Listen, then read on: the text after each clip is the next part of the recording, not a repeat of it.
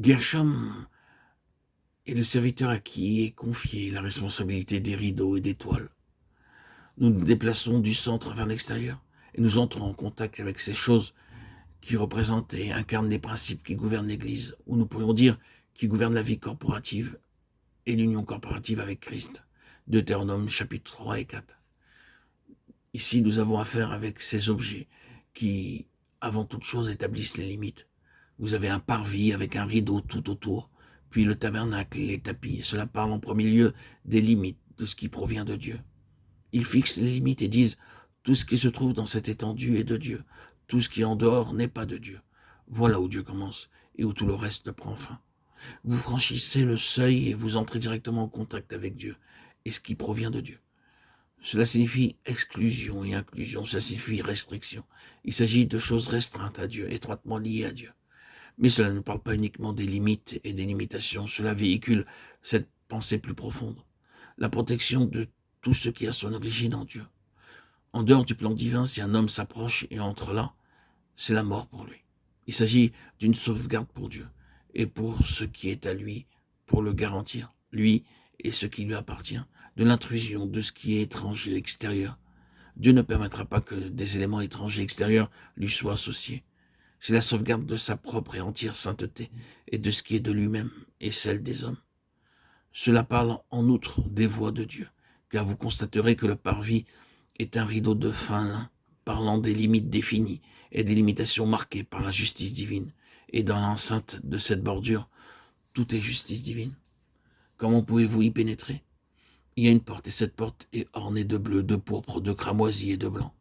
Nous connaissons le symbolisme de ces couleurs, et comment elles représentent la constitution du Seigneur Jésus dans sa nature céleste. Le bleu dans sa royauté, la pourpre dans sa souffrance, le cramoisi dans sa perfection humaine, le blanc. Par quel moyen l'homme peut-il entrer en communion avec Dieu? En Christ Jésus, mais sur la base de ce qu'il a accompli. Et c'est l'unique moyen, c'est la nature ou le caractère qui est à la base de l'acceptation de l'accès et de la communion. Ces rideaux et ces toiles parlent des principes qui gouvernent la vie corporative du peuple de l'Éternel. Ils disent, en dehors de ces éléments, vous êtes à l'extérieur. Sur la base de ces éléments, vous entrez et vous trouvez la vie en contact avec Dieu. En dehors d'eux, vous rencontrez la mort au contact de Dieu. Il est question du Christ corporatif et cela signifie que ce qui est de Christ est tissé dans la texture même de l'Église. C'est de la texture que nous avons ici, du tissu. Ce n'est qu'en union avec le Seigneur Jésus dans ce qu'il est, que des hommes peuvent connaître l'acceptation, la communion et la vie avec Dieu. Les détails rendront plus clair tout ceci. On doit seulement commencer avec certains d'entre eux. Prenez le tabernacle, même les tapis par exemple, qui sont au nombre de 10. 10 est le chiffre biblique pour la responsabilité. Ainsi, chacun d'eux mesurait 28 coudées de longueur et 4 coudées de largeur, joints en 2 lots de 5 avec 50 agrafes d'or et 100 lacets bleus. Chacun de ces points est un principe qui gouverne la vie corporative du peuple de l'Éternel. Tout ce que nous avons dit en référence avec ce qui est représenté par Gershom est confirmé par chaque détail. Ici, nous sommes face à des principes qui sont en lien avec l'union corporative avec Christ. L'Église des premiers-nés existe pour garder ces principes. Un aspect de la responsabilité du peuple de l'Éternel est de préserver et maintenir les principes qui gouvernent la vie corporative. Exactement les mêmes moyens que ceux dont nous avons parlé à propos de Kehat opèrent ici. Si ces principes sont observés, alors toutes les bénédictions de communion avec le Seigneur et en lui, toutes les bénédictions de la vie corporative pourront être appréciées. Et tout ce que le Seigneur a pour son peuple pourra être reçu. Mais enfreignez-les et le Saint-Esprit s'en chargera. Et l'Église est appelée à agir afin de préserver ces principes. C'est pourquoi vous trouvez dans l'Église du Nouveau Testament la nécessité d'agir.